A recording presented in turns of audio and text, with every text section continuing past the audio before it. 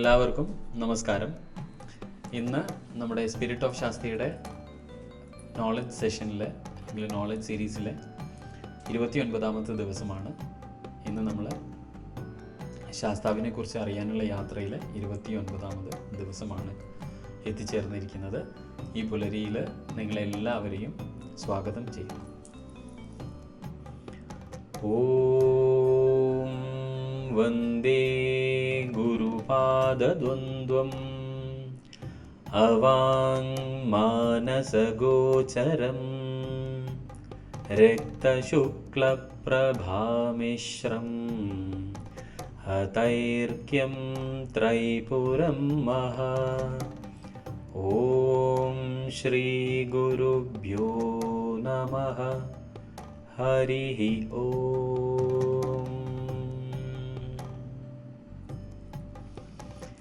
ഒരിക്കൽ കൂടി സ്വാഗതം. സ്വാമി ശരണമയ്യപ്പ. അപ്പോൾ കഴിഞ്ഞ 28 ദിവസങ്ങളിലായിട്ട് നമ്മൾ ശാസ്താവിൻ്റെ വിവിധ വശങ്ങൾ നമ്മൾക്ക് ലഭ്യമായ അറിവുകൾ വെച്ചിട്ട് പരമാവധി നമ്മൾ ഒരു മിഴി പായിക്കുക അല്ലെങ്കിൽ നമ്മളൊന്ന് കണ്ണയക്കുക എന്നൊക്കെ പറയുന്നത് പോലെ പരമാവധി നമ്മൾ ഇതിനെക്കുറിച്ച് അറിയാനുള്ള ഒരു ശ്രമം നടത്തുകയുണ്ടായി. ധാരാളം ആളുകൾ അതിനെ ശ്ലാഘിച്ച് പ്രകീർത്തിച്ച് ധാരാളം മെസ്സേജസ് നമുക്ക് അയക്കുകയുണ്ടായി. അതൊക്കെ ശരിക്കും അയ്യപ്പൻ്റെ കാൽക്കൽ തന്നെ സമർപ്പിക്കുകയാണ്. കാരണം കലിയുഗ വരദൻ്റെ എല്ലാ പൊരുളും എല്ലാ തലങ്ങളും മാനസികമായതും ആചാരപരമായതും ചിന്താമണ്ഡലപരമായതുമായ അയ്യൻ്റെ എല്ലാ തലങ്ങളും ഈ ഭൂമിയിലെ എല്ലാ ജനങ്ങളിലേക്കും എത്തുക എന്നുള്ളത് ശാസ്താവിൻ്റെ ഒരു നിശ്ചയം തന്നെയാണ്. അതിന് ഒരു ഉപകരണമായി വർത്തിക്കുവാൻ അല്ലെങ്കിൽ അതിൻ്റെ ഒരു ഉപാധിയായി വർത്തിക്കുവാൻ സാധിക്കുന്നത് തന്നെ ഈ ജന്മത്തിലെ ഏറ്റവും വലിയ പുണ്യമായിട്ടാണ് ഞങ്ങൾ കരുതുന്നത്. ഇന്ന് 29ാമത് ദിവസം നമ്മൾ ശാസ്താവിനെ കുറിച്ച് കുറച്ചുകൂടി ആഴത്തിൽ മനസ്സിലാക്കാൻ വേണ്ടിയിട്ട് ശ്രമിക്കാം. അപ്പം ശാസ്താവിൻ്റെ അവതാരത്തെക്കുറിച്ച് സംസാരിച്ചാൽ അല്ലെങ്കിൽ ആവിർഭാവത്തെക്കുറിച്ച് സംസാരിച്ചാൽ അല്ലെങ്കിൽ ശാസ്താവിൻ്റെ ഇൻകാർണേഷൻ ഓഫ് ശാസ്ത എന്നൊക്കെ നമ്മൾ പറയുമ്പോൾ അഷ്ടശാസ്താവ് എന്നറിയപ്പെടുന്ന ശാസ്താവിൻ്റെ 8 അവതാരങ്ങളുണ്ട്. ശരിക്കും ചിദംബര രഹസ്യത്തിലാണ് ശരിക്കും ഇതിനെക്കുറിച്ചിട്ടുള്ള പരാമർശങ്ങൾ നമ്മൾക്ക് ലഭ്യമാവുന്നത്. അതിനെ അടിസ്ഥാനമാക്കി നമ്മൾ സംസാരിക്കുകയാണെങ്കിൽ അല്ലെങ്കിൽ വിചിന്തനം ചെയ്യുകയാണെങ്കിൽ അതിൽ 8 തരം ശാസ്താ സങ്കല്പങ്ങളെക്കുറിച്ചിട്ട് സൂചനയുണ്ട്. ആദിമഹാശാസ്താവ് അല്ലെങ്കിൽ അയ്യനാർ എന്ന് വിളിക്കുന്ന ഒരു സങ്കല്പം, ധർമ്മശാസ്താവ് അല്ലെങ്കിൽ അയ്യപ്പൻ എന്ന് വിളിക്കുന്ന അടുത്ത ഒരു സങ്കല്പം, ജ്ഞാനശാസ്താവ് എന്ന് വിളിക്കുന്ന മറ്റൊരു സങ്കല്പം, കല്യാണവരദ ശാസ്താവ്, സമ്മോഹന ശാസ്താവ്, സന്താനപ്രാപ്തി ശാസ്താവ്, കിരാത ശാസ്താവ്, വീരശാസ്താവ്, അതുപോലെ തന്നെ ഇതിൽ ആദിമഹാശാസ്താവ് അല്ലെങ്കിൽ ധർമ്മശാസ്താവിനെ വ്യാപകമായിട്ട് ആരാധിക്കുന്ന ഒരു കാഴ്ചയാണ് നമ്മൾ കാണുന്നത്. അല്ലെങ്കിൽ ലഭ്യമായിട്ടുള്ള ഇന്നത്തെ ആരാധനാ സമ്പ്രദായത്തിൽ നമ്മൾക്ക് അറിവുള്ള ഈ ഒരു ആരാധനാ സമ്പ്രദായങ്ങൾ നമ്മൾ എടുത്ത് പരിശോധിച്ച് നോക്കിയാൽ നമ്മൾക്ക് കാണുവാൻ സാധിക്കുന്നത് ഈ 8 ശാസ്താ സങ്കല്പങ്ങളിൽ ആദിമഹാശാസ്ത, ധർമ്മശാസ്ത, ജ്ഞാനശാസ്ത, കല്യാണ വരദ ശാസ്ത, സമ്മോഹന ശാസ്ത, സന്താനപ്രാപ്തി ശാസ്ത, കിരാത ശാസ്ത, വീരശാസ്ത, ഈ 8 ശാസ്താ സങ്കല്പങ്ങളിൽ കൂടുതലായിട്ടും ആദിമഹാശാസ്താവിനെ ധർമ്മശാസ്താവിനെ വ്യാപകമായി ആരാധിക്കുന്നതായി നമ്മൾക്ക് കാണുവാൻ സാധിക്കും. അതായത് ആദ്യത്തെ 2 ശാസ്താ സങ്കല്പങ്ങളാണ് ഏറ്റവും കൂടുതലായിട്ട് പ്രചാരത്തിൽ ആരാധനാ സമ്പ്രദായത്തിൽ ആചാരപരമായിട്ട് ആളുകൾ സ്വീകരിച്ചിട്ടുള്ളത്. മറ്റ് ചില സ്രോതസ്സുകളിൽ നോക്കിയാൽ കിരാത ശാസ്താവിന് പകരം വേദശാസ്താവിനെ ഈ ലിസ്റ്റിൽ ഉൾപ്പെടുത്തിയതായി കാണാം. അതായത് 7ാമത് സങ്കല്പമായ കിരാത ശാസ്താവിന് പകരം വേദശാസ്താവ് എന്നൊരു പാഠഭേദമല്ല, ഒരു ക്രമഭേദം നമ്മൾക്ക് കാണുവാൻ വേണ്ടി സാധിക്കും. അങ്ങനെ ഒരു വ്യത്യസ്തത ഞാൻ നേരത്തെ ക്ലാസ്സുകളിൽ പറഞ്ഞതുപോലെ തന്നെയാണ് ഇവിടെയും പറയാനുള്ളത്. കാരണം എന്താ, ഈ ശാസ്താ സങ്കല്പമായാലും ധർമ്മശാസ്താ സങ്കല്പമായാലും ഭാരതത്തിൻ്റെ പാരമ്പര്യം ചാർവാകനെ കൂടെ ഉൾപ്പെടുത്തിയ ഒരു സംസ്കാരമാണ് നമ്മളുടെ. അതായത് നിരീശ്വരവാദത്തെ പോലും ഈശ്വരീയമായി കരുതി പോകുന്ന ഒരു സംസ്കാരം ആയതുകൊണ്ട് തന്നെ വിവിധ തലങ്ങളിലുള്ള പാഠഭേദങ്ങളും ക്രമഭേദങ്ങളും ആചാരഭേദങ്ങളും ഒക്കെ ഭാരതം സ്വീകരിച്ചിട്ടുണ്ടായിരുന്നു. അതുകൊണ്ട് തന്നെയാണ് നമ്മൾ പറയുന്നത് നാനാത്വത്തിൽ ഏകത്വം എന്ന് നമ്മൾ പറയുന്ന ആ ഒരു സവിശേഷ പ്രയോഗം ശരിക്കും ആകുന്നത് ഈ ഒരു കാഴ്ചപ്പാടിലാണ്, ഈ ഒരു വീക്ഷണകോണിലാണ്. കാരണം ഏതൊരു ക്രമം എടുത്തു നോക്കിയാലും നമ്മൾക്കതിൽ പാഠഭേദം ദർശിക്കാൻ വേണ്ടി സാധിക്കും. പക്ഷെ ഭാരതം ഒരിക്കലും ഒരു ക്രമമാണ് ഉച്ചസ്ഥായി ആയിട്ടുള്ളത്, അല്ലെങ്കിൽ അത് മാത്രമാണ് അംഗീകൃതമായിട്ടുള്ളത്, അംഗീകരിക്കാൻ പാടുള്ളത്, അല്ലെങ്കിൽ പ്രാമാണികമായിട്ടുള്ളത്, അല്ലെങ്കിൽ വ്യവസ്ഥകൾക്ക് അനുയോജ്യമായിട്ടുള്ളത് എന്ന ഒരു കടുംപിടുത്തമോ ഷാഠ്യമോ നമ്മുടെ ഋഷീശ്വരന്മാർക്കിടയിൽ ഉണ്ടായിട്ടില്ല. കാരണം ഭഗവാൻ ശ്രീകൃഷ്ണൻ ഗീതയിൽ പറയുന്ന അതേ തത്വം തന്നെയാണ്. കാരണം എല്ലാ കൈവഴികളിലൂടെ ഒഴുകി വരുന്ന ഒരു നദി സമുദ്രത്തിൽ ചെന്ന് ചേരുന്നത് പോലെ അനേകം വഴികളിൽ, അനേകം ആരാധനാ സമ്പ്രദായത്തിൽ, അനേകം സാംസ്കാരിക വീക്ഷണകോണുകളിൽ നിന്ന് ഈശ്വരനെ ആരാധിച്ചാലും എല്ലാ ഭക്തരും അവസാനം എത്തി നിൽക്കുന്നത് ആ പരമമായ ചൈതന്യത്തിൽ തന്നെയാണ് എന്നുള്ളത് ഭാരതത്തിൻ്റെ സവിശേഷമായ ഒരു കാഴ്ചപ്പാടാണ്. ഒരുപക്ഷെ ലോകത്തിൽ തന്നെ ഇങ്ങനെയുള്ളൊരു കാഴ്ചപ്പാടുള്ള മതം അല്ലെങ്കിൽ ഒരു സംസ്കാരം വേറെ ഉണ്ടാവുമെന്ന് തോന്നുന്നില്ല. അപ്പോൾ അയ്യപ്പ വിഷയത്തിലൊക്കെ ഒരുപാട് ആളുകൾ ഈ ശാസ്താവിൻ്റെ കഴിഞ്ഞ കാലം ഈ ഒരു 10 വർഷത്തോളം ശബരിമലയെ ചുറ്റിപ്പറ്റി ഒരുപാട് വിവാദങ്ങൾ ഉടലെടുക്കുകയും അതിൻ്റെ ഫലമായിട്ട് നമ്മുടെ തന്നെ സാംസ്കാരികമായി അല്ലെങ്കിൽ ആചാരപരമായി ശാസ്താവിനെ പിന്തുടരുന്ന ആളുകൾ വളരെ ആഴത്തിലൊക്കെ ഗവേഷണം നടത്തിയിട്ടുണ്ട്. ഇതിനെക്കുറിച്ച് ഒരു കൃത്യമായ ഒരു വീക്ഷണം അല്ലെങ്കിൽ ഒരു തലത്തിലേക്ക് എത്തി നിൽക്കാൻ എന്താണ് ശാസ്താസങ്കല്പം, എന്താണ് അയ്യപ്പൻ്റെ ആചരണം എന്നൊക്കെ അറിയാൻ വേണ്ടിയിട്ട് അതിൽ ഏറ്റവും യുവതലമുറയിൽ ഞങ്ങളൊക്കെ ആരാധിക്കുന്ന ഒരു വ്യക്തിത്വമാണ് ശരിക്കും ഡോക്ടർ അരവിന്ദ് സുബ്രഹ്മണ്യം. അദ്ദേഹം ശാസ്താവിനെ കുറിച്ച് വളരെ ഗഹനത്തിൽ പഠനം നടത്തിയിട്ടുണ്ട്. ഒരു പക്ഷേ ഈ ടോക്സിനൊക്കെ പ്രചോദനവും അദ്ദേഹത്തിൻ്റെ വീക്ഷണമൊക്കെ തന്നെയാണ്. അപ്പം ഇതിൽ അദ്ദേഹം പറയുന്നത് വെറും 8 എന്നതിൽ ഉപരി ഈ ശാസ്താസങ്കല്പങ്ങൾ അനേകമുണ്ട് എന്നാണ് അദ്ദേഹത്തിൻ്റെ വീക്ഷണം. പക്ഷേ 8 എന്നുള്ളത് ഒരു സാമാന്യേന എല്ലാവർക്കും സ്വീകാര്യമായതും കാണപ്പെടുന്നതുമായ ഒരു പൊതുവായ ക്രമത്തെയാണ് നമ്മൾ ഇവിടെ പറഞ്ഞിട്ടുള്ള ഈ അഷ്ടശാസ്താസങ്കല്പം. അവയുടെ രൂപങ്ങൾ, ഈ ശാസ്താസങ്കല്പങ്ങളുടെ രൂപങ്ങളും ശാസ്താസങ്കല്പങ്ങളുടെ പ്രാധാന്യവും അവരുടെ റോൾസ് എന്താണ്, അവരുടെ കർമ്മം അല്ലെങ്കിൽ പന്ഥാവ് എന്നൊക്കെ മനസ്സിലാക്കാൻ ഇനിയും നമ്മൾ അനേകം ഗവേഷണങ്ങൾക്ക് നാന്ദ്യം കുറിക്കേണ്ടതുണ്ട്. ഇതിൽ മുരുകനുമായിട്ട് ബന്ധമുള്ളതാണ് ബ്രഹ്മശാസ്ത എന്നുള്ളത്. ശിവന്റെ പുത്രനായ മുരുകൻ അല്ലെങ്കിൽ സ്കന്ദൻ അല്ലെങ്കിൽ കാർത്തികേയൻ എന്നിവരുടെ പേരുകൾ, അതായത് ഈ പേരുകളിൽ നമ്മൾ ബ്രഹ്മശാസ്താവിനെ ആണ് ശരിക്കും റിലേറ്റ് ചെയ്തതായി കണ്ടുവരുന്നത്.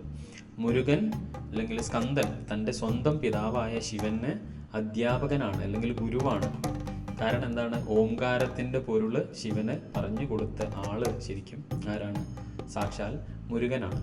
അപ്പോൾ ഇതിൽ നിന്ന് നമ്മൾ ഭാരതീയര് ലോകത്തോട് പറയാനുള്ള ഒരു തത്വം എന്താണെന്ന് പറഞ്ഞാൽ, ഇതിലും കുറേ ആളുകൾ വിചാരിച്ചു വെച്ചിരിക്കുന്നത് ശിവനാണ് പരമോന്നതൻ. അങ്ങനെ ആയിരിക്കുന്ന ആ പരം വൈഭവത്തിൽ ഇരിക്കുന്ന ആ ഒരു മൂർത്തിക്ക് എങ്ങനെയാണ് മുരുകൻ ഓംകാരത്തിൻ്റെ പൊരുൾ ഉപദേശിക്കുക എന്നാണ്. എവിടെയാണ് നമ്മൾ കൃത്യമായ ഒരു കാര്യം മനസ്സിലാക്കേണ്ടത് എന്താണെന്ന് പറഞ്ഞാൽ, ഭാരതത്തിൻ്റെ ദർശനം എന്താണ്? കഴിഞ്ഞ ക്ലാസ്സുകളിലൊക്കെ ഞങ്ങൾ ചർച്ച ചെയ്തൊരു വിഷയമാണ് ഇതല്ലേ. കാരണം ഭാരതം ഗുരു പരമ്പരയെ കാണുന്നത് ഒരു വ്യക്തി കേന്ദ്രീകൃതമായിട്ടല്ല, അതൊരു പരമ്പരയാണ്, അതൊരു തത്വമാണ്. അപ്പം സ്വന്തം മകനായിരിക്കുന്ന ആളുകളിൽ നിന്ന് തന്നെ അല്ലെങ്കിൽ മകനായിരിക്കുന്ന ആ വ്യക്തിത്വത്തിൽ നിന്ന് പോലും വിദ്യ സ്വീകരിക്കാൻ പരമോന്നതനായ ശിവൻ യാതൊരു മടിയും കാണിച്ചിട്ടില്ല. ഇത് നമ്മളോട് പറയുന്ന ഒരു തത്വമാണ്.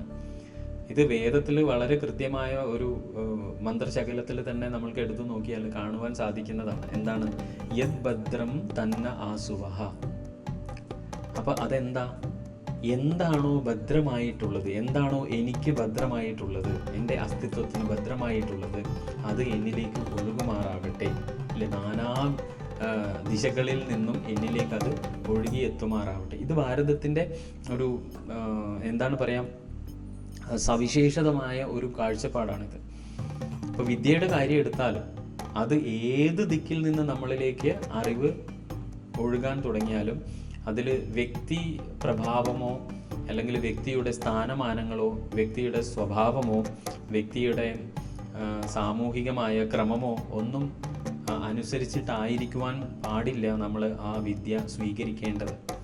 മറിച്ച് ആ വിദ്യ വരുന്നത് ഗുരു പരമ്പരയുടെ പ്രതീകമായിട്ടുള്ള ആ വ്യക്തിയിൽ നിന്നാണ് എന്ന് മാത്രമാണ് നമ്മൾ ധരിക്കേണ്ടത്. അതിനർത്ഥം നമ്മുടെ മുമ്പിൽ നമ്മൾക്ക് നമ്മുടെ ജീവിതത്തിൽ നമ്മുടെ പ്രജ്ഞയിലേക്ക് ഒരു വിദ്യ പകർന്നു തരുന്ന ഏതൊരു വ്യക്തിയും ഈ ഗുരു പരമ്പരയുടെ പ്രതീകമാണ്. ആ വാക്ക് പ്രത്യേകം ശ്രദ്ധിക്കണം, പ്രതീകമാണ്. പ്രതീകം എന്നതിൻ്റെ അർത്ഥം എന്താണ്? They are just icons or symbols.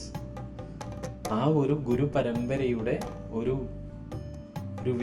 പ്രതീകമാണ്, ഒരു അടയാളം മാത്രമാണ് ആ വ്യക്തിയോ അല്ലെങ്കിൽ ആ ഒരു പ്രസ്ഥാനമോ എന്തോ ആയിക്കോട്ടെ, അതൊരു അടയാളം മാത്രമാണ്. പക്ഷെ ആ വ്യക്തിയിൽ നമ്മൾ ദർശിക്കേണ്ടത് സാക്ഷാൽ പരമശിവൻ തുടങ്ങിയ ആ ഗുരു പരമ്പരയാണ്. ഇത് മഹത്തായ ഒരു സന്ദേശമാണ്. മുരുകൻ്റെ കാര്യം അല്ലെങ്കിൽ മുരുകൻ ഓങ്കാരപ്പൊരുള്ള ശിവന് ഉപദേശിക്കുന്നു എന്ന് പറയുമ്പോഴും അവിടെ നമ്മൾ ദർശിക്കേണ്ട കാര്യം ഇതാണ്. കാരണം മുരുകൻ എന്നത് സാക്ഷാൽ ആ ഗുരു പരമ്പരയുടെ പ്രതീകമായി ശിവന്റെ മുമ്പിൽ ആ സമയത്ത് പ്രകടമായതാണ്. അപ്പോൾ ഓംകാരം അല്ലെങ്കിൽ പരബ്രഹ്മം എന്നതിൻ്റെ പ്രാധാന്യം ശിവന് ഗുരു രൂപത്തിൽ ഉപദേശിച്ചത് സാക്ഷാൽ സ്കന്ദ ഭഗവാനാണ്. ഇനി ശാസ്താവിനെ എടുത്തു നോക്കുമ്പോൾ ബ്രഹ്മശാസ്താവ് കാർത്തികേയനുമായി ബന്ധപ്പെടുത്തിയിട്ടുണ്ടെങ്കിൽ അടുത്തത് നമ്മൾക്ക് കാണുവാൻ സാധിക്കുന്നത് ശാസ്താവിനെ ശ്രീബുദ്ധനുമായിട്ട് ബന്ധപ്പെടുത്തിയിട്ടുള്ളതാണ്. ഗൗതമ ബുദ്ധൻ ശാസ്താവ് എന്നും അറിയപ്പെടുന്നുണ്ട് ബൗദ്ധരുടെ ഇടയിലാണ്.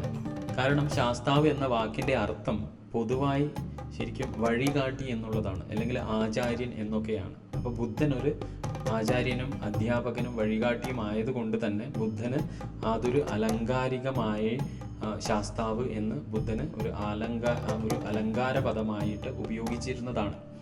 അതുകൊണ്ട് തന്നെയാണ് അയ്യപ്പ ക്ഷേത്രവും ബൗദ്ധ ആചാരവും ഒക്കെ ആയിട്ട് ലിങ്ക് ചെയ്യാൻ വേണ്ടിയിട്ട് വളരെയേറെ ശ്രമം നമ്മുടെ ആധ്യാത്മിക മണ്ഡലങ്ങളിൽ അല്ലെങ്കിൽ സാമൂഹികമായ മണ്ഡലങ്ങളിൽ നേരത്തെ ഉണ്ടായിട്ടുള്ളതാണ്. നമ്മൾ ഈ വിവാദങ്ങളൊക്കെ കത്തി നിൽക്കുന്ന സമയത്ത് അങ്ങനെ ഒരുപാട് വാദം നമ്മൾ കേട്ടിട്ടുണ്ട്.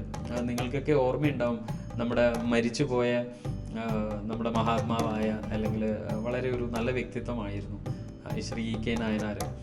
അദ്ദേഹം പൊതുവേദിയിൽ ഈ ഒരു സ്റ്റേറ്റ്മെൻറ്റ് ഉന്നയിച്ച ഒരു വ്യക്തി കൂടിയാണ്. സ്വാമി അയ്യപ്പൻ ക്ഷേത്രം അല്ലെങ്കിൽ ശബരിമല ക്ഷേത്രം അത് പുരാണ കാലത്ത് ശരിക്കും ബൗദ്ധരുടെ ക്ഷേത്രമായിരുന്നു എന്ന് അദ്ദേഹം ഒരു അവകാശവാദം ഉന്നയിച്ചിട്ടുണ്ടായിരുന്നു. അപ്പം ബുദ്ധനെ എന്തുകൊണ്ട് റിലേറ്റ് ചെയ്തു? കാരണം ശാസ്താവ് എന്ന പദം വെച്ച് നോക്കുമ്പോൾ ശ്രീബുദ്ധൻ ശാസ്താവ് തന്നെയാണ്. കാരണം അദ്ദേഹം ഒരു അധ്യാപകനാണ്, ഒരു ഗുരുവാണ്, ഒരു ആചാര്യനാണ്. ധർമ്മശാസ്താവ് അയ്യപ്പൻ തമ്മിലുള്ള ബന്ധം എന്താണ്? ധർമ്മശാസ്താവ് എന്നുള്ള പദവും അയ്യപ്പൻ എന്ന പദവും നമ്മൾ നേരത്തെ ക്ലാസ്സുകളിൽ നമ്മൾ നേരത്തെ കഴിഞ്ഞ എപ്പിസോഡുകളിലൊക്കെ നമ്മൾ ചർച്ച ചെയ്തതുപോലെ തന്നെ വിഷ്ണുവിൻ്റെയും അല്ലെങ്കിൽ ഹരിയുടെയോ അല്ലെ സ്ത്രീലിംഗപരമായ അല്ലെങ്കിൽ സ്ത്രൈണഭാവമായ മോഹിനി, ആ മോഹിനി രൂപം ശിവനോടോ ഹരനോടോ ഐക്യപ്പെട്ടപ്പോഴാണ് അയ്യപ്പൻ അല്ലെങ്കിൽ ഹരിഹരപുത്രൻ, അതായത് ഹരിയുടെയും ഹരൻ്റെയും പുത്രൻ ആയ അയ്യപ്പൻ ജനിച്ചു അല്ലേ. ഇതിൽ നിന്ന് നമ്മൾ മനസ്സിലാക്കേണ്ട ഒരുപാട് തത്വങ്ങളുണ്ട്. കുറേയൊക്കെ നമ്മൾ നേരത്തെ ചർച്ച ചെയ്തതാണ്. അപ്പം സാധ്യതയും പ്രകടനവും ആവിർഭാവവും തമ്മിൽ ഒരു വിടവ് നമ്മൾക്ക് ഇവിടെ ദർശിക്കാൻ വേണ്ടി പറ്റും. ഈ പ്രപഞ്ചത്തിൻ്റെ സൂക്ഷ്മമായ വശങ്ങളെ സൂചിപ്പിക്കുന്ന പ്രപഞ്ചത്തിൻ്റെ 3 പ്രധാന തത്വങ്ങളിൽ 2 എണ്ണമാണ് ശിവനും വിഷ്ണുവും. 3 പ്രധാന തത്വങ്ങൾ എന്ന് പറഞ്ഞാൽ നമ്മൾ ത്രിമൂർത്തി സങ്കല്പത്തെ കുറിച്ചിട്ടാണ് പറയുന്നത്. അത് ബ്രഹ്മ വിഷ്ണു മഹേശ്വരന്മാരാണ്. ഇതിൽ 2 തത്വമാണ് എടുക്കുന്നത്. ഇവിടെ അയ്യപ്പൻ്റെ കേസ് വരുമ്പോൾ എന്താണ് 2 തത്വമാണ് എടുക്കുന്നത്, അത് വിഷ്ണുവും ശിവനുമാണ്. ശിവൻ എന്ന് പറഞ്ഞാൽ എന്താണ്? പ്രകടമാകാനുള്ള ഒരു മംഗളകരമായ സാധ്യതയാണ് ശരിക്കും ശിവൻ എന്ന് നമ്മൾ ഹൈന്ദവ ദർശനത്തിൽ നമ്മൾ പ്രതീകാത്മകമായി സൂചിപ്പിക്കുന്നത് അല്ലെങ്കിൽ ചിത്രീകരിക്കുന്നത് എന്ന് നമ്മൾ കഴിഞ്ഞ എപ്പിസോഡുകളിൽ ചർച്ച ചെയ്തതാണ്. വിഷ്ണു എന്ന് പറഞ്ഞാൽ പ്രവർത്തിപ്പിക്കുവാനുള്ള അല്ലെങ്കിൽ ഈ പറയുന്ന ആവിർഭാവമായി പ്രകടമായ അസ്തിത്വങ്ങളെയൊക്കെ നിലനിർത്താനും അവയൊക്കെ ചലിപ്പിക്കാനും ഒക്കെ പ്രേരിപ്പിക്കുന്ന ഒരു ശക്തി, നിലനിർത്തുന്ന ശക്തി, സ്ഥിതിശക്തി. പക്ഷെ പ്രകടമാവുകയും പ്രവർത്തിക്കുകയും ചെയ്യുന്ന യഥാർത്ഥ ഭൗതികമായ അസ്തിത്വം എവിടെയാണ്? ആ വിടവ് ആണ് നികത്തുന്നതാണ് അയ്യപ്പൻ എന്ന തത്വം. അതായത് ശിവൻ എന്നത് പ്രകടമാകുവാനുള്ള ഒരു സാധ്യതയും പൊട്ടൻഷ്യാലിറ്റിയും ആ പൊട്ടൻഷ്യാലിറ്റിയെ നിലനിർത്തുന്ന ഒരു ശക്തി ആണ് വിഷ്ണു എന്ന് പറഞ്ഞു. ഇവർക്ക് രണ്ടിൻ്റെ ഇടയിൽ ഒരു ഗ്യാപ്പ് നമ്മൾക്ക് ദർശിക്കാൻ വേണ്ടി സാധിക്കും. എന്താണ്? ഓൾറെഡി ഒരു സൃഷ്ടി അല്ലെങ്കിൽ ജന്തു ജീവജാലങ്ങൾ ഈ ഭൂമിയിൽ വന്നിട്ടുണ്ടെങ്കിലും അവ ഈ പ്രപഞ്ചം നിലനിൽക്കുന്ന ഒരു ക്രമം, ബ്രഹ്മാണ്ടം നിലനിൽക്കുന്ന ഒരു ക്രമത്തിൽ താഴെ ഭൂമിയിലും ഈ ജീവജാലങ്ങൾ ഒരു ക്രമത്തിൽ വർത്തിക്കണം, ജീവിതം മുൻപോട്ട് നയിക്കണം. ഈ ക്രമത്തിനെ നമ്മൾ ആചാര്യന്മാരെ അല്ലെങ്കിൽ നമ്മുടെ പരമ്പര അല്ലെങ്കിൽ നമ്മുടെ പഴയ പിതൃ പരമ്പര അല്ലെങ്കിൽ നമ്മുടെ ഋഷി പരമ്പര ഒക്കെ വിളിച്ചിരുന്ന പേരാണ് ധർമ്മം. ധർമ്മം എന്ന് പറഞ്ഞാൽ ഒരു certain set of rules which are meant to be followed by the creatures അല്ലെങ്കിൽ the living beings അല്ലെങ്കിൽ the beings in this universe. അപ്പം ഈ ഒരു ബ്രഹ്മാണ്ടത്തിൽ ഉള്ള ജീവജാലങ്ങൾ എങ്ങനെയാണോ പ്രപഞ്ചം ഒരു ക്രമത്തിൽ വർത്തിക്കുന്നത് അതേ രൂപത്തിൽ ഒരു ക്രമത്തിൽ ഈ ജീവജാലങ്ങളും കൂടെ ചരിക്കേണ്ടതുണ്ട്. ആ ക്രമത്തെ പാലിക്കുന്നവനാണ് ശരിക്കും ആര്? അയ്യപ്പൻ. അപ്പോൾ ഈ രണ്ട് തത്വം, ശിവൻ വിഷ്ണു എന്ന തത്വത്തിൻ്റെ ഇടയിൽ വരുന്ന ഒരു വിടവ് നികത്തുന്ന ചൈതന്യമാണ് ശരിക്കും ആര്? അയ്യപ്പൻ എന്ന ചൈതന്യം. അപ്പം അയ്യപ്പൻ എന്നത് ഭൗതികമായ, മെറ്റീരിയലിസ്റ്റിക് ആയ അല്ലെങ്കിൽ സ്ഥൂലമായ അസ്തിത്വം സൃഷ്ടിക്കുന്നതിനുള്ള അവരുടെ ഐക്യത്തിൻ്റെ യാഥാർത്ഥ്യത്തെ സൂചിപ്പിക്കുന്നു. അതായത് വിഷ്ണു തത്വവും ശിവതത്വവും കൂടെ ചേരുമ്പോൾ ആ ഐക്യത്തിൽ നിന്ന് ഉണ്ടാവുന്നതായ ഭൗതികമായ അസ്തിത്വങ്ങൾ അവ നിലനിന്ന് പോരുന്നതിൽ ആവശ്യം എന്താണ്? ഒരു ക്രമം ആവശ്യമാണ്, ഒരു ധർമ്മം പാലിക്കേണ്ടത് ആവശ്യമാണ്. ആ ധർമ്മം പാലിക്കുന്നതിൽ നിന്ന് ഈ ജന്തു ജീവജാലങ്ങൾ എന്ത് ചെയ്യും? ചില സമയത്ത് അവരുടെ മായാപ്രഭാവം കൊണ്ട് ഈ ധർമ്മത്തിൽ നിന്ന് അവർ അകന്ന് ജീവിക്കാൻ വേണ്ടി തുടങ്ങും. അപ്പോൾ ആ ക്രമത്തിൽ നിന്ന് തെറ്റുമ്പോൾ എന്തുണ്ടാവും? ഇവിടെ അസന്തുലിതാവസ്ഥ സൃഷ്ടിക്കാനുള്ള സാധ്യതയാണത്. അതുകൊണ്ട് തന്നെ ആ സാധ്യതയെ ഇല്ലാതാക്കുക, ജന്തു ജീവജാലങ്ങളുടെ ഇടയിൽ ധർമ്മബോധം, അവരെ ശാസിച്ച് ധർമ്മം അനുഷ്ഠിപ്പിക്കുക. ഇതാണ് അയ്യപ്പൻ എന്ന തത്വത്തെ കൊണ്ട് ഉദ്ദേശിക്കുന്നത്. അങ്ങനെ കൃത്യമായി പറഞ്ഞാൽ സൂക്ഷ്മമായതും ഭൗതികമായതുമായ ലോകങ്ങളെ തമ്മിൽ ചേർത്ത് വെക്കുന്ന ഒരു പാലമാണ് അയ്യപ്പൻ. ശിവന്റെയും വിഷ്ണുവിൻ്റെയും സൂക്ഷ്മഭാവങ്ങളെ ബന്ധിപ്പിക്കുന്ന ഒരു ബ്രിഡ്ജ് അല്ലെങ്കിൽ ഒരു പാലം കൂടിയാണ് ശരിക്കും ആര്? ധർമ്മശാസ്താവ് അല്ലെങ്കിൽ അയ്യപ്പൻ. അതിനാൽ തന്നെ അയ്യപ്പൻ ഒരു മൂർത്തിമത് ഭാവമാണ്. പ്രപഞ്ചത്തിൻ്റെ പ്രകടനത്തെയും പ്രവർത്തനത്തെയും, പ്രകടനം എന്ന് പറഞ്ഞാൽ ആവിർഭാവം, അവതാരങ്ങൾ, പ്രപഞ്ചം ഉണ്ടായി വരുന്നതിനെയാണ് പ്രകടമാവുക, മാനിഫെസ്റ്റേഷൻ. ഈ യൂണിവേഴ്സിൻ്റെ അല്ലെങ്കിൽ ഈ ഒരു പ്രപഞ്ചത്തിൻ്റെ മാനിഫെസ്റ്റേഷനും അതിൻ്റെ പ്രവർത്തനവും അതിൻ്റെ ഓപ്പറേഷണൽ അല്ലെങ്കിൽ ആക്ടിവിറ്റീസ് അല്ലെങ്കിൽ അതിൻ്റെ ചര്യകൾ, ഇത് നിയന്ത്രിക്കുന്ന തത്വങ്ങളുണ്ട്. ആ തത്വങ്ങൾ നമ്മൾ വിളിക്കുന്ന പേരാണ് ധർമ്മം. ഈ പ്രവർത്തനം ധർമ്മത്തിലൂടെ നിയന്ത്രിക്കുമ്പോൾ എന്തുണ്ടാവും? പ്രപഞ്ചത്തിൽ സന്തുലിതാവസ്ഥ ഉണ്ടാവും. ഇത് മനുഷ്യൻ്റെ കാര്യം എടുത്താലും നമ്മൾക്ക് കാണുവാൻ സാധിക്കുന്നത് ഇത് തന്നെയാണ്. കാരണം ഞാൻ അടങ്ങുന്ന മനുഷ്യ സമൂഹം ധർമ്മത്തിൻ്റെ അടിസ്ഥാനത്തിൽ ജീവിക്കുമെങ്കിൽ മനുഷ്യന് ചുറ്റുമുള്ള ജന്തു ജീവജാലങ്ങൾക്കും എന്തുണ്ടാവും? ശാന്തി ഉണ്ടാവും അല്ലേ? അധാർമികമായി നമ്മൾ ജീവിക്കാൻ തുടങ്ങുമ്പോൾ നമ്മുടെ പരിസ്ഥിതിക്ക് അത് പ്രശ്നമാണ്. നമ്മളെ ചുറ്റിപ്പറ്റി നിൽക്കുന്ന ജന്തു വർഗ്ഗങ്ങൾക്ക് അത് വളരെ ബുദ്ധിമുട്ടാണ്. കാരണം നമ്മുടെ പൂർവിക തലമുറ നമ്മൾ എടുത്തു നോക്കിയാൽ നമുക്ക് വളരെ വ്യക്തമായി കാണുവാൻ സാധിക്കും, നമ്മൾ പ്രകൃതിയോട് വളരെ ഇണങ്ങി ജീവിച്ച ഒരു സമൂഹമാണ്. പക്ഷേ ആധുനികതയെ നമ്മൾ പുൽകിയ സമയത്ത് എന്ത് സംഭവിച്ചു എന്ന് പറഞ്ഞാൽ ഈ ധർമ്മബോധം നമ്മളിൽ നിന്ന് നഷ്ടപ്പെടുവാൻ തുടങ്ങി. ഏറ്റവും വളരെ നിങ്ങൾക്കൊക്കെ എളുപ്പം മനസ്സിലാവുന്ന ഒരു ഉദാഹരണമാണ് പ്ലാസ്റ്റിക് എന്ന ഒരു വിപത്ത്. പ്ലാസ്റ്റിക് എന്ന വിപത്ത് ഇന്ന് ലോകം മുഴുവനും ചർച്ച ചെയ്യുന്ന ഒരു വിഷയമായി മാറുവാൻ കാരണം എന്താണ്? പഴയ കാലത്ത് നമ്മൾ പ്രകൃതിക്ക് അനുസരിച്ച് ജീവിച്ച് ലക്ഷറി, എല്ലാവർക്കും ലക്ഷറി എന്ന അവസ്ഥയിൽ ജീവിക്കാതെ എല്ലാവർക്കും ലക്ഷറി വന്ന സമയത്താണ് നമ്മൾ പ്രകൃതിയുടെ വിഭവങ്ങൾ അനിയന്ത്രിതമായി ചൂഷണം ചെയ്യുവാൻ ആരംഭിച്ചത്. കാരണം പണ്ട് വളരെ ഒരു വീട്ടിൽ 20-30 ഒക്കെ ആൾക്കാർ കൂട്ടുകുടുംബ സമ്പ്രദായത്തിൽ ജീവിച്ചിരിക്കുന്ന സമയം കേരളത്തിൻ്റെ കാര്യം എടുത്തു നോക്കിയാൽ തന്നെ വളരെ സ്പഷ്ടമാണ്. നമ്മൾക്ക് കോവിലകങ്ങളും മനകളും ഇല്ലങ്ങളും വലിയ തറവാട് വീടുകളും അല്ലേ, അങ്ങനെയൊക്കെ ഉണ്ടായ സമയത്ത് നമ്മൾ വളരെ ഐക്യത്തോടു കൂടി ജീവിച്ച സമയത്ത് അർബനൈസേഷൻ എന്ന് പറയുന്ന ഒരു പ്രക്രിയ നമ്മൾ ലോകത്തിൻ്റെ മുൻപിൽ വച്ചിട്ടില്ല. പക്ഷേ ഇന്ന് ആധുനിക സമൂഹം ചിന്തിക്കുന്നത് ഞാൻ, എൻ്റെ ഭാര്യ, എൻ്റെ കുട്ടികൾ. ഉടനടി ഞാൻ ഈ ഭൗതിക വിദ്യാഭ്യാസം നേടി എൻ്റെ ജീവിതത്തിൽ ഒരു സ്ത്രീ കടന്നു വരികയോ അല്ലെങ്കിൽ സ്ത്രീകളാണെങ്കിൽ പുരുഷൻ കടന്നു വരികയോ ചെയ്യുന്ന സമയത്ത് അവർക്ക് കുട്ടികൾ ഉണ്ടാവുന്നതിന് മുമ്പേ തന്നെ അവരൊരു തീരുമാനം, ഏറ്റവും ആദ്യം എടുക്കുന്ന തീരുമാനം സ്വന്തമായി ഒരു ഭവനം വേണമെന്നാണ്. അപ്പം ഒരു മനുഷ്യൻ്റെ ജീവിത വിജയം ഇവിടെ കുറിക്കുന്നത് തന്നെ ഒരു വീട് വെച്ചാൽ മാത്രമേ ഞാൻ എൻ്റെ സമൂഹത്തിൽ സെറ്റിൽ ആയ ഒരു വ്യക്തിയായി സമൂഹം എന്നെ അംഗീകരിക്കൂ എന്നൊക്കെയുള്ള ഒരു ധാരണയിലാണ് നമ്മളിപ്പോൾ ജീവിച്ചു കൊണ്ടിരിക്കുന്നത്.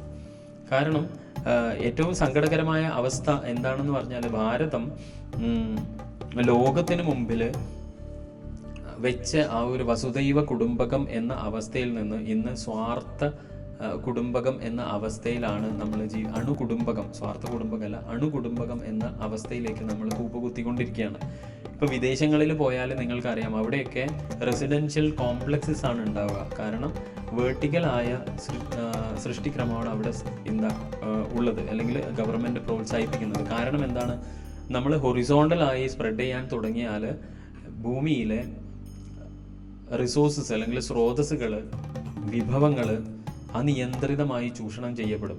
ജലസ്രോതസ്സുകൾ മലിനപ്പെടാൻ സാധ്യതയുണ്ട്, വനവൽക്കരണത്തിൻ്റെ തോത് കുറയും. പക്ഷേ ഇവിടെ ഇപ്പോൾ നടക്കുന്നത് എന്താണ്, നമ്മുടെ നാട്ടിൽ അർബനൈസേഷൻ അതിൻ്റെ മാക്സിമം പീക്കിലാണ്. ബാങ്കുകൾ മത്സരിക്കുന്നത് നമ്മളെ കൊണ്ട് വീട് വെച്ച് മാറുവാൻ വേണ്ടിയിട്ടാണ്. ഇവിടെ റെസിഡൻഷ്യൽ കോംപ്ലക്സ് സിസ്റ്റം അല്ലെങ്കിൽ റെസിഡൻഷ്യൽ കമ്മ്യൂണിറ്റി സിസ്റ്റം നമ്മൾ പ്രോത്സാഹിപ്പിക്കുന്നില്ല. ഇതൊക്കെ പറഞ്ഞു വരുന്നത് എന്തിനാണെന്ന് പറഞ്ഞാൽ നമ്മൾ അധാർമികമായി പെരുമാറിയത് കൊണ്ടാണ് ഇപ്പോൾ കേരളത്തിൽ എത്രയോ ജലസ്രോതസ്സുകൾ ഉണ്ടായിട്ടുള്ള ഒരു നാടാണ്, ഇഷ്ടംപോലെ നദികളൊക്കെ ഉണ്ടായ നാടാണ്. ഇന്ന് നമ്മൾ അഭിമുഖീകരിക്കുന്നത് പ്രളയത്തിൻ്റെ അവസ്ഥയാണ്. ഒരു മഴ പെയ്താൽ പോലും താങ്ങുവാൻ സാധ്യതയില്ലാത്ത ഒരു പരിസ്ഥിതി ലോല പ്രദേശമായി കേരളം മാറിക്കഴിഞ്ഞിരിക്കുന്നു. പരശുരാമൻ കേരളത്തെ വീണ്ടെടുത്ത സമയത്ത് കേരളത്തിൻ്റെ രക്ഷയ്ക്ക് വേണ്ടിയിട്ട് മലയോര മേഖലയിൽ 12 ശാസ്താക്ഷേത്രങ്ങളും അതുപോലെ തന്നെ കടലോരത്തിൽ 12 ദേവീക്ഷേത്രങ്ങളും പണിയിച്ചു. എന്തിനു വേണ്ടിയിട്ടാണ്? ഈ ഭൂമി, ഈ മണ്ണ്, ഇതിൽ വസിക്കുന്ന ജനങ്ങൾക്ക് സുരക്ഷയുണ്ടാവണം എന്ന കാഴ്ചപ്പാടിൽ ആയിരുന്നു. പക്ഷേ ഇന്ന് അതേ കേരളം എത്തി നിൽക്കുന്ന അവസ്ഥയാണ് ഞാൻ നേരത്തെ പറഞ്ഞത്. ഓരോ വർഷം അല്ലേ, ഒരു തവണ നമ്മൾ ഓക്കി എന്ന ഒരു ദുരന്തത്തെ നേരിട്ടു. അത് കഴിഞ്ഞ് അടുത്ത് വന്ന ദുരന്തം എന്താണ് ശരിക്കും അത് കഴിഞ്ഞ് നമുക്ക് പ്രളയം വന്നു. ഈ കഴിഞ്ഞ വർഷം നമുക്ക് വയനാട്ടിൽ ദുരന്തം വന്നു. അപ്പോൾ വർഷാവർഷം നമ്മൾ ഫേസ് ചെയ്യുന്നത് ദുരന്തമാണ്. ശരിക്കും മനുഷ്യൻ എന്ന നിലയിൽ നമ്മൾ ഒന്ന് ചിന്തിച്ചു നോക്കിയാൽ നമ്മൾക്കറിയാം, നമ്മൾ കാവുകൾ വെട്ടി നശിപ്പിച്ചു, മലയോരങ്ങളിൽ ചേക്കേറി ഈ നേരത്തെ ഞാൻ പറഞ്ഞ അണുകുടുംബ വ്യവസ്ഥയിൽ സ്ഥലപരിമിതികൾ സൃഷ്ടിക്കുമ്പോൾ മലയോര മേഖലകളിലൊക്കെ കടന്നുകയറ്റം വളരെ രൂക്ഷമായി. അവിടെ ടൗൺഷിപ്പുകൾ പ്രകൃതിക്ക് വിരുദ്ധമായി ഉയർന്നു വരുവാൻ തുടങ്ങി. ഇതൊക്കെ പ്രകൃതിയുടെ മേൽ മനുഷ്യൻ ചെലുത്തുന്ന അധാർമികമായ പ്രവൃത്തിയാണ്. ഈ അധാർമികമായ പ്രവൃത്തി കൊണ്ട് മനുഷ്യൻ മാത്രമല്ല പ്രശ്നത്തിലാവുക, നമ്മളെ ചുറ്റിപ്പറ്റി നിൽക്കുന്ന ജന്തുജീവജാല വർഗങ്ങളും മരങ്ങൾ അല്ലെ, സസ്യങ്ങൾ, ഔഷധികൾ, ഇവർക്കൊക്കെ നമ്മൾ ഉണ്ടാക്കി കൊടുക്കുന്നത് എന്താണ്? പ്രശ്നങ്ങളാണ്. അപ്പോൾ ഈ ധർമ്മത്തെ, ഈ ഒരു ക്രമത്തെയാണ് ഋഷീശ്വരന്മാർ ധർമ്മം എന്ന് വിളിച്ചത്. ആ ധർമ്മത്തെ ശാസിച്ച് ഈ ധർമ്മം പാലിക്കാൻ വേണ്ടിയിട്ടുള്ള ചൈതന്യമാണ് ധർമ്മശാസ്താവ്. അത് എങ്ങനെയാണ് ചലിപ്പിക്കുന്നത് എന്ന് പറഞ്ഞാൽ, ഭൂതങ്ങൾ, മൂലക രൂപത്തിലുള്ള പഞ്ചഭൂതങ്ങൾ, അത് സൂക്ഷ്മമായ ഭൂതങ്ങൾ എന്ന മൂലക രൂപത്തിലെ സൂക്ഷ്മ സാധ്യതകളിൽ നിന്ന് സങ്കീർണമായ രൂപങ്ങളിൽ ഭൗതികമായ അസ്തിത്വത്തിൻ്റെ പ്രകടനത്തെ നിയന്ത്രിക്കുന്ന തത്വങ്ങൾ. ഇത് ആധ്യാത്മിക ഭാഷയാണ്, കുറച്ച് കട്ടി ഉണ്ട് എന്ന് വിചാരിക്കുക അല്ലേ. അതെന്താണ്, വളരെ സിമ്പിളായി പറഞ്ഞാൽ നമ്മുടെ പഞ്ചഭൂതങ്ങൾ ഉണ്ടല്ലോ, പ്രകൃതി നിർമ്മിച്ചത് ഈ പഞ്ചഭൂതങ്ങൾ കൊണ്ടാണ്. അറിയാലോ നമുക്ക്, ആകാശം, വായു, അഗ്നി, ജലം, ഭൂമി. ഈ തത്വങ്ങളിൽ നിന്ന് അത് സൂക്ഷ്മമായിട്ടാണ് പ്രപഞ്ചത്തിൽ വർത്തിക്കുന്നത്. ആ സൂക്ഷ്മ തത്വങ്ങളിൽ നിന്ന് സങ്കീർണമാകുന്നതെന്ന് പറഞ്ഞാൽ കോംപ്ലിക്കേറ്റഡ് ആയ സിമ്പിളായ അസ്തിത്വങ്ങളും ഉണ്ടാവും, കോംപ്ലിക്കേറ്റഡ് ആയ അസ്തിത്വങ്ങളും ഉണ്ടാവും. ഈ സങ്കീർണമായ രൂപങ്ങളിൽ നിന്ന്, ഇപ്പം മനുഷ്യനായാൽ ഒരു ഇപ്പം നമ്മുടെ ശരീരം എടുത്താൽ ശരിക്കും ഒരു സങ്കീർണമായ രൂപമാണ്, പഞ്ചഭൂതങ്ങൾ കൊണ്ട് നമ്മൾ നിർമ്മിച്ചിട്ടുണ്ട് എന്ന് നമ്മൾ വളരെ ലളിതമായി പറയുമ്പോഴും നമ്മുടെ ബ്രെയിനിനൊക്കെ എടുത്ത് പഠിക്കുമ്പോഴാണ് നമ്മൾ മനസ്സിലാവുക എത്രത്തോളം സങ്കീർണതയുണ്ട് ഈ ഒരു സൃഷ്ടിയിലെന്ന്. അപ്പോൾ സങ്കീർണമായ ഇത്തരം രൂപങ്ങളിൽ അതിൻ്റെ ഭൗതിക അസ്തിത്വം, ഭൗതികത എന്ന് പറഞ്ഞാൽ തന്നെ സ്ഥൂലതയാണ്, ഇന്ദ്രിയങ്ങൾ കൊണ്ട് അനുഭവിക്കാൻ പറ്റുന്ന അസ്തിത്വങ്ങളുടെ പ്രകടനത്തെ, അവരുടെ മാനിഫെസ്റ്റേഷനെ നിയന്ത്രിക്കുന്ന ഒരുപാട് തത്വങ്ങളുണ്ട്. അത് ഈ പ്രപഞ്ച തത്വങ്ങളാണ്. അതിന് നമ്മുടെ ജനനം, മരണം ഇതൊക്കെ നിയന്ത്രിക്കുന്നത് ഈ മൂലക രൂപത്തിലുള്ള സൂക്ഷ്മ തത്വങ്ങളാണ്. അപ്പോൾ ഈ സൂക്ഷ്മ തത്വങ്ങൾ ഒക്കെ നിയന്ത്രിച്ചിട്ട് അതിനെ ഒരു ക്രമത്തിലേക്ക് ആക്കുക. ആ ക്രമത്തിലേക്ക് ആക്കുന്നത് വഴി പ്രപഞ്ചത്തിൻ്റെ ക്രമവുമായി ഇതിനെ ലയിപ്പിച്ച് മുൻപോട്ട് കൊണ്ടുപോവുക. എല്ലാ ജന്തുജീവജാലങ്ങൾക്കും ഈ ഭൂമിയിൽ സ്വസ്ഥതയോടുകൂടി ജീവിക്കാനുള്ള സാഹചര്യം ഒരുക്കുക. ഇതൊക്കെയാണ് അയ്യപ്പ ചൈതന്യം. ഈ അടിസ്ഥാന സങ്കല്പങ്ങളിൽ നിന്നാണ് ശരിക്കും ഹരിഹരപുത്രന് ധർമ്മശാസ്താവ് അല്ലെങ്കിൽ അയ്യപ്പൻ എന്ന് പറഞ്ഞ് തമിഴിൽ 5 എന്നുള്ളതിന് ഐ എന്നും കൂടെ പറയും. 5 അതിൻ്റെ അപ്പൻ എന്ന് പറഞ്ഞാൽ അതിൻ്റെ പിതാവ്, അതിൻ്റെ അധിഷ്ഠാത്രി ദേവൻ. അതാണ് ശരിക്കും 5 എന്ന് ഉദ്ദേശിക്കുന്നത് പഞ്ചഭൂതങ്ങളാണ്, പഞ്ചമൂലകങ്ങളാണ്, പഞ്ചതത്വങ്ങളാണ്. ഏതാണ് പഞ്ചതത്വങ്ങൾ? സൃഷ്ടി, സ്ഥിതി, സംഹാരം, തിരോധാനം, അനുഗ്രഹം.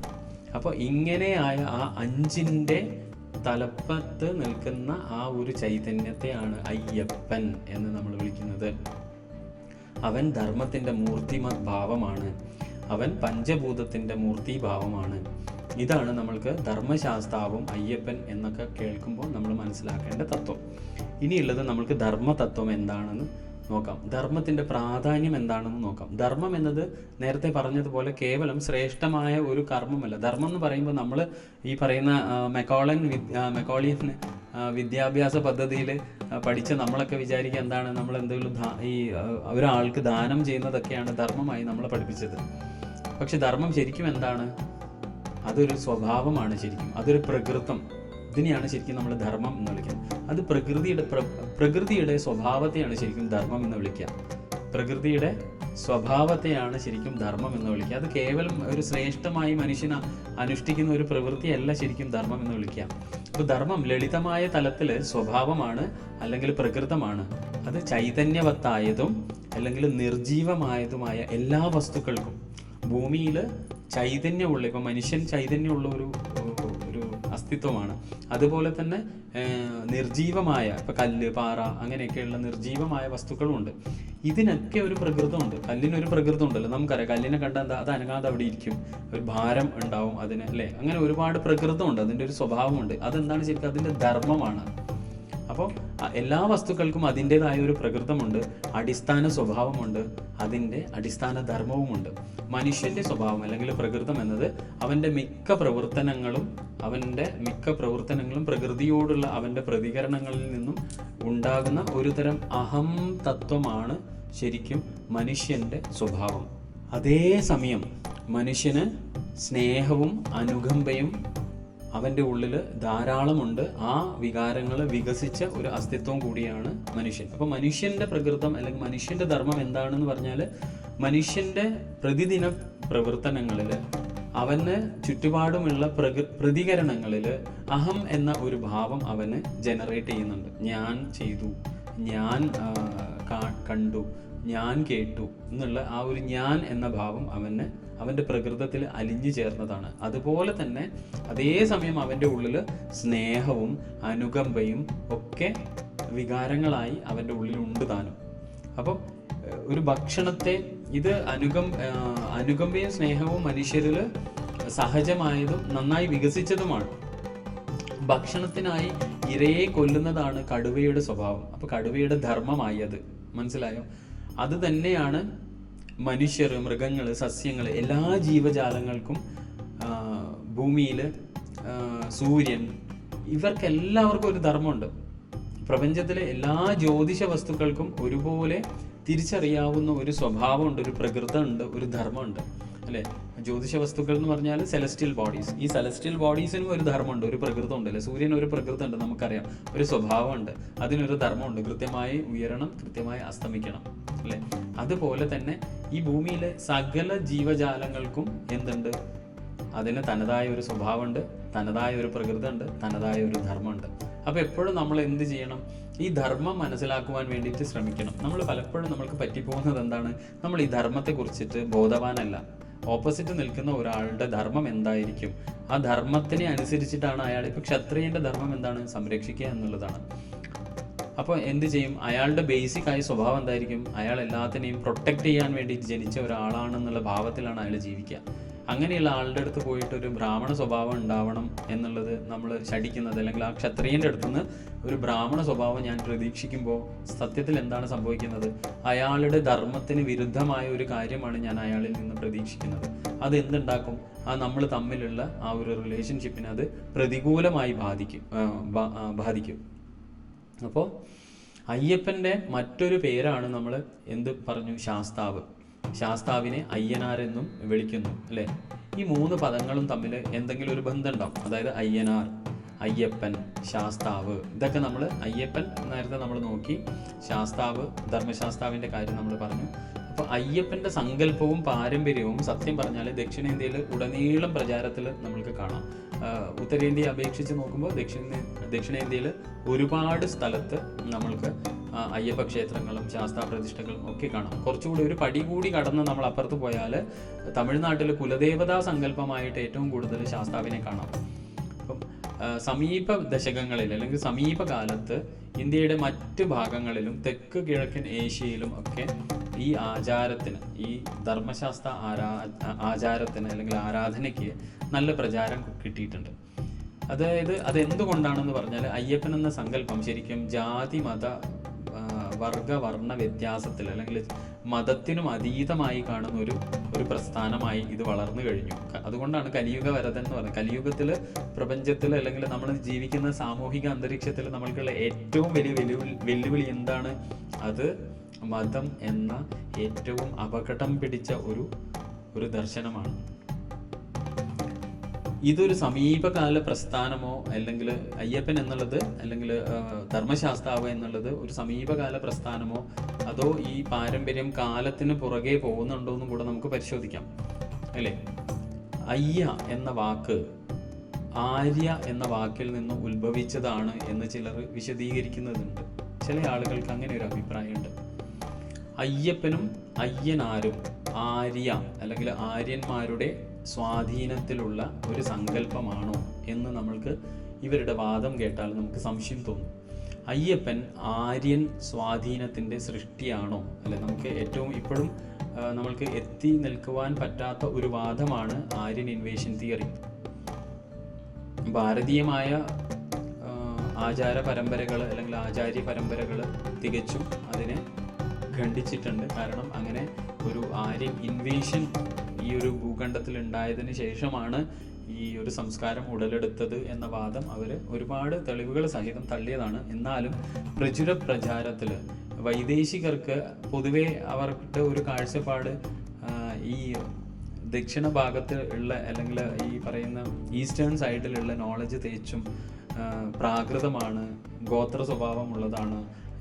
ഈ പാശ്ചാത്യ സമൂഹം വന്നിട്ടാണ് ഇവരൊക്കെ സംസ്കാരം ഉണ്ടായത്, അല്ലെങ്കിൽ സംസ്കാരം എന്ന പദം പോലും കണ്ടത് ഈ പാശ്ചാത്യ സമൂഹത്തിൻ്റെ വരവോട് കൂടിയിട്ടാണ്. വിദ്യാഭ്യാസം എന്താണ്, വിദ്യാഭ്യാസ രീതി, ഇവരെയൊക്കെ ഒന്ന് ഉദ്ധരിച്ചത് ഈ ആംഗ്ലിക്കൽ സൊസൈറ്റിയാണ് എന്നൊക്കെയുള്ള വളരെ വിചിത്രമായ ഒരു വാദം ഇവർ നമ്മുടെ മസ്തിഷ്കത്തിൽ കടത്തിവിട്ടിട്ടുണ്ട്.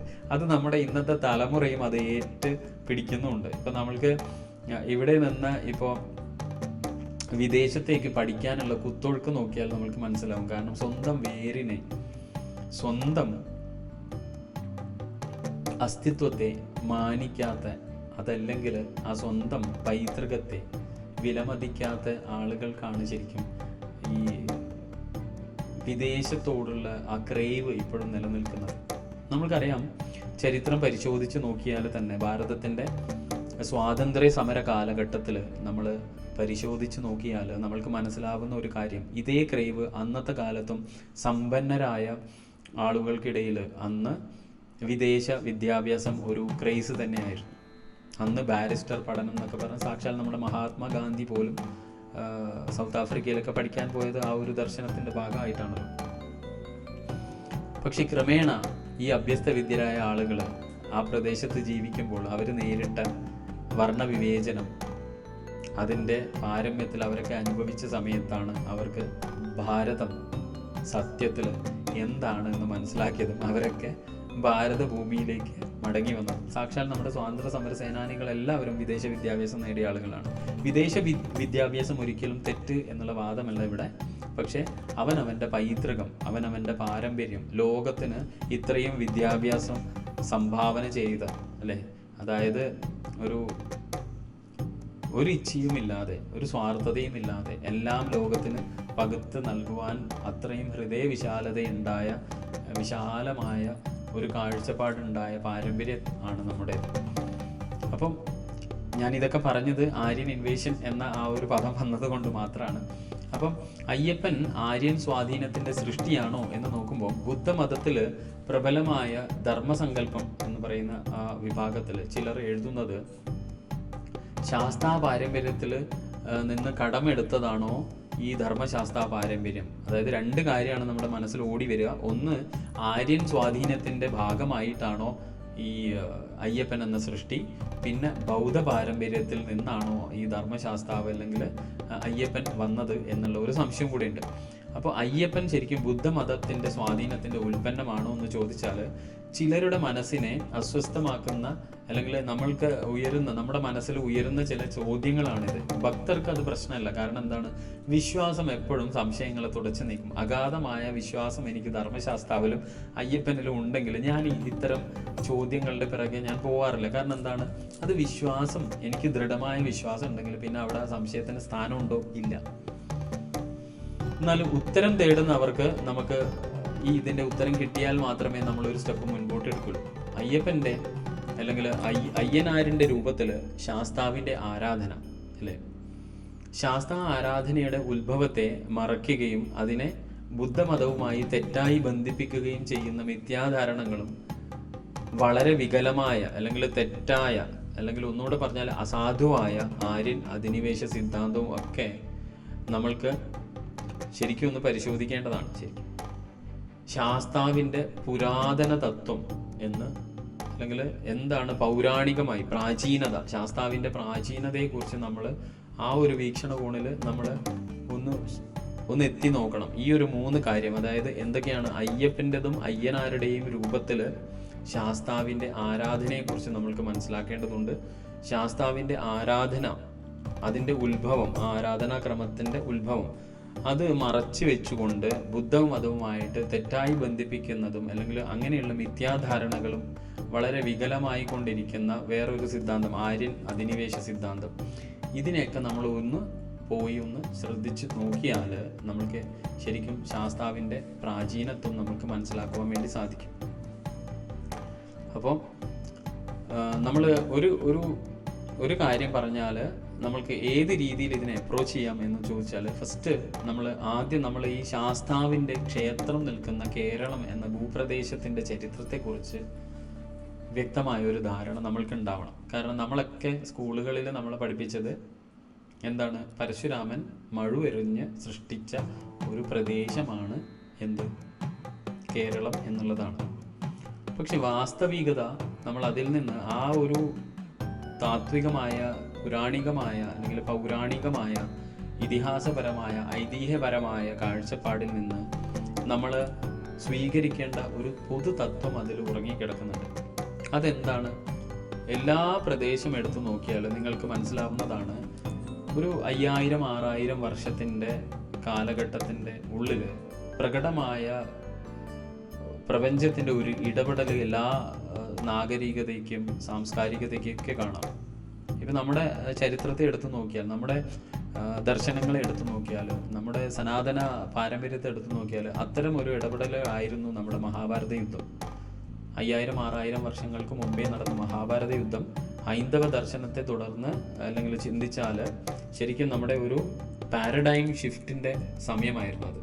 അതായത് വൈദികമായ ഒരു കാലഘട്ടത്തിൽ നിന്നും താന്ത്രികമായ ഒരു കാലഘട്ടത്തിലേക്കുള്ള മാറ്റം, കലിയുഗത്തിലേക്കുള്ള മാറ്റം. അതിൽ ആ സമയത്ത് പ്രകൃതിയിൽ ഒരുപാട് പ്രതിഭാസങ്ങൾ ഉണ്ടായിട്ടുണ്ട്.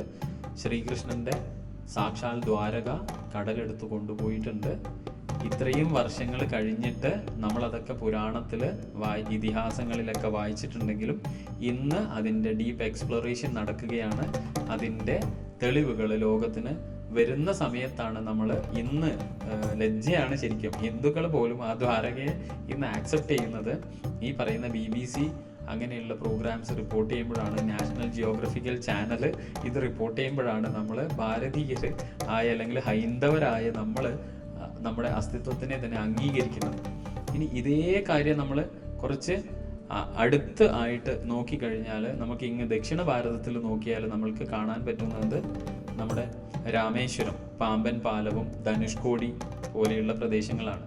അവിടെ അടുത്ത കാലത്തായിട്ട് നടന്ന ഒരു ഭീമൻ അല്ലെങ്കിൽ ഉണ്ടായിട്ടുള്ള ഒരു ഭീമൻ ചുഴലിക്കാറ്റിനെ തുടർന്ന് ധനുഷ്കോടി എന്ന പ്രദേശം മുഴുവനും കടലെടുത്ത് പോയി.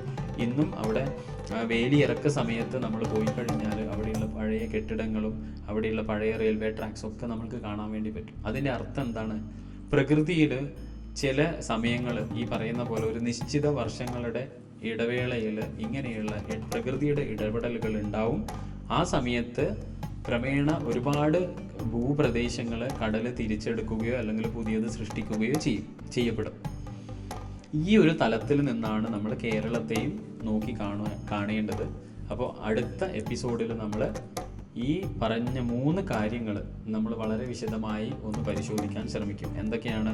അതായത് അയ്യപ്പൻ ബുദ്ധമതത്തിൻ്റെ സ്വാധീനമാണോ അയ്യപ്പൻ എന്ന ആചാരം? അത് അല്ലാതെ ആര്യൻ അധിനിവേശ സിദ്ധാന്തത്തിൻ്റെ അല്ലെങ്കിൽ ആര്യൻ അധിനിവേശ സിദ്ധാന്തമായിട്ട് എന്തെങ്കിലും ഈ അയ്യപ്പൻ ആര്യൻ എന്ന പദത്തിൽ നിന്നാണോ അയ്യപ്പൻ എന്ന വാക്ക് ഉണ്ടായിട്ടുള്ളത്? ഇനി ശാസ്താവിൻ്റെ പ്രാചീന ചരിത്രം എന്താണ്? ഇതറിയണമെങ്കിൽ നമ്മൾ എവിടെ നിന്ന് തുടങ്ങണം? നമ്മൾ നിൽക്കുന്ന മണ്ണിൽ നിന്ന് തുടങ്ങണം. അപ്പോൾ അടുത്ത എപ്പിസോഡിൽ നമ്മൾ കേരളത്തെ കുറിച്ചിട്ടുള്ള എന്താണ് ആദ്യം കേരളോൽപത്തി, എങ്ങനെയാണ് കേരളത്തിൽ ഈ കാര്യങ്ങളൊക്കെ വന്നു ചേർന്നത് എന്നുള്ളത് നമ്മൾ അടുത്ത എപ്പിസോഡിൽ ചർച്ച ചെയ്യാം. ഇന്ന് നമ്മുടെ സമയം അനുവദിച്ചിട്ടുള്ള സമയം ഇത്രയായതുകൊണ്ടും കാലത്ത് നിങ്ങൾക്ക് ഒരുപാട് പ്രവൃത്തികളൊക്കെ ഉള്ളത് കൊണ്ടും നമ്മളെന്നും പാലിക്കാറുള്ള ആ സമയക്രമം ഇവിടെ പാലിച്ചുകൊണ്ട് ഇന്നത്തെ എപ്പിസോഡ് ഇവിടെ നിർത്തുകയാണ്. എല്ലാവർക്കും ഈ സെഷൻ പങ്കെടുത്തതിലും ഇത് കാണിക്കുവാനുള്ള താല്പര്യങ്ങളും അതുപോലെ തന്നെ ഈ സെഷൻ നിങ്ങൾ പരമാവധി ആളുകൾക്ക് ഫോർവേഡ് ചെയ്യുന്നുണ്ടെന്ന് ഒരുപാട് ആളുകൾ മെസ്സേജ് അയക്കുന്നുണ്ട്. അവർക്കൊക്കെ ഇഷ്ടമായി, അവരുടെ കൂട്ടുകാർക്കും കുടുംബങ്ങൾക്കും ബന്ധുക്കൾക്കൊക്കെ ഇത് ഷെയർ ചെയ്യുന്നുണ്ട് എന്നറിയുന്നതിൽ അല്ലെങ്കിൽ എന്നറിഞ്ഞതിൽ വളരെ സന്തോഷം. ഇനിയും നിങ്ങൾ ആ പ്രവൃത്തിയിൽ മുൻപോട്ട് പോകണം. നമ്മളെല്ലാവരും അയ്യപ്പൻ്റെ പടയാളികളാവണം. ശരിക്കും ധർമ്മശാസ്താവിൻ്റെ ചരിത്രത്തെ ലോകത്തിന് മുൻപിൽ തുറന്നു കാട്ടുന്ന, അല്ലെങ്കിൽ നാളെ നമ്മുടെ ഗണപതി ഭഗവാൻ ഉണ്ടായതുപോലെയുള്ള അയ്യപ്പൻ വെറും ഒരു മിത്തായി മാറുന്ന ഒരു അവസ്ഥയിലേക്ക് നമ്മുടെ അടുത്ത തലമുറയെ നമ്മൾക്ക് വിട്ടുകൊടുക്കാൻ സാധ്യമല്ല എന്ന് മനസ്സിൽ ഒരു വ്രതം ഈ വൃശ്ചിക കാലത്ത് ഒരു വ്രതരൂപത്തിലെങ്കിലും നമ്മൾ ചിന്തിച്ചു തുടങ്ങണം. എല്ലാവർക്കും നന്ദി, നമസ്കാരം. സ്വാമിയേ ശരണമയ്യപ്പ.